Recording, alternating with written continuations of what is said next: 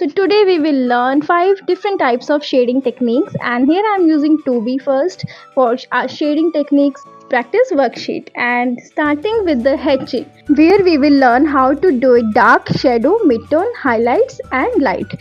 So we will start it diagonally. Diagonally means a little tilted, just like I am doing here. You have to move your pencil from bottom to upwards in a diagonal way, and this is how you will make light lines, taking your hands very light. And after using 2B, I'm using a 4B pencil which is more softer than 2B, and you can see here you have to apply in the same direction, and just make sure that 2B pencil is also visible in a light area.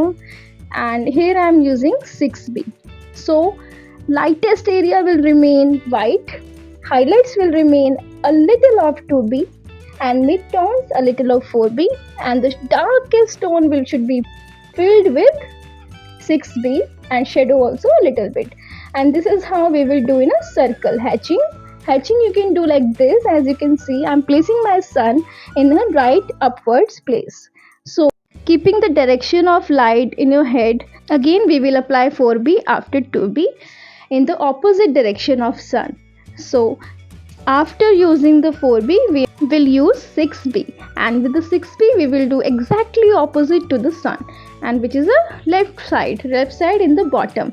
You have to make sure the darker part should be darker and the lightest part should be remain white. And as we all know, the shadow will be opposite to the light. So here the shadow will come, and let's see how to do the hatching in a cube. So this is how you will do. This part you have to judge first, which will be very much darker, the opposite to the sun, and which is in contact of the sun will be remain light, or highlights will be more in that. So this is how you will do. Another thing, you have to move your pencil. You should be moving your pencil in the direction parallel to the lines. Suppose this is a cube, there are straight lines, so you have to make sure that your line should be going straight. And here again we will do first hatching in cross hatching, and after doing the same step as we have done in hatching above one, we will follow the same steps. First I'm using 2B. In 3 of them we will use the same way, so you should be watching it very carefully if you are a beginner. And then I'm using 4B above that again in a dark and shadow part, and little bit in the mid part. Same in the sphere and again in cube. So after following the same steps, now we will use 6B in the dark and shadow part, and very little in the mid-tone, and same in the other 2 shapes. And here we will do cross hatching. Cross hatching means crossing the hatching. So you have to make sure in the opposite direction of the hatching we will move our pencil. And cross hatching we use when we have to show it more darker.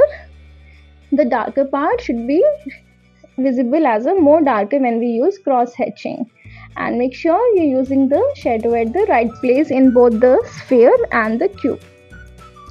So in the center block I have shown you how to do shading in dark, shadow, mid-tones, highlights and light. And this is, we are doing scumbling you can say, or doodling you can say. In the dark one you have to use your pencil darker, then a little shadow will be a little darker, and then your pencil should be moving very lightly in the light and highlights. And here I'm using 4B above that. Make sure when you moving to the dark to light, your pencil should be also moving like that, dark to light.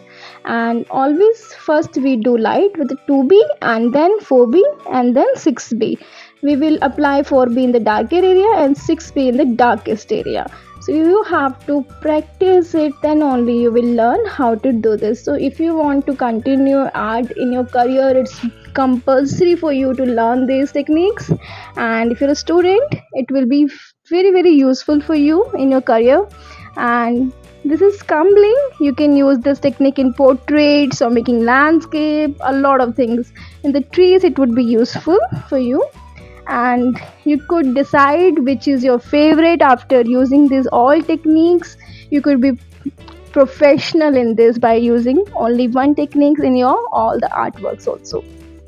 And if you're new to my channel, don't forget to subscribe it and watch my other videos related to still life and other activities like CD craft and landscapes, portraits, and so many very well explained and step by step. I have given all the tutorials, so don't forget to watch and look into the video at least.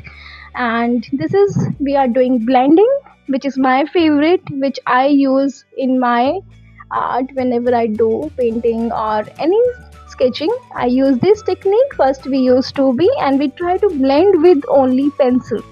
What kids do, like they always try to blend with, finger, cotton or something else. I always suggest them to blend pencil to pencil. How? First we apply the 2B in the same direction, keep your hands light, then apply the 4B in the dark and shadow part, and then apply the 6B in the super darkest area, exactly opposite to the light. And here how we will fill the sphere. Just look at very carefully, you have to move a little curvy in the sphere when you do shading in it. And here I'm using 4B. So this is my favorite. You can tell yours favorite after practicing it, and believe me, if you're thinking then that you're going to do this and it would be best, no, you have to practice it, and 3-4 times you have to practice it continuously, and then only you could be achieve this much of level of shading. And so please do not hesitate to practice it if you want to learn it, if you're willing to learn it. And I'm applying 6B to make it more darker, and this is my favorite, my personal favorite technique of using shadings, and this is blending. And I'm not using anything to blend it like finger, cotton or anything else. I'm blending with the pencil to pencil.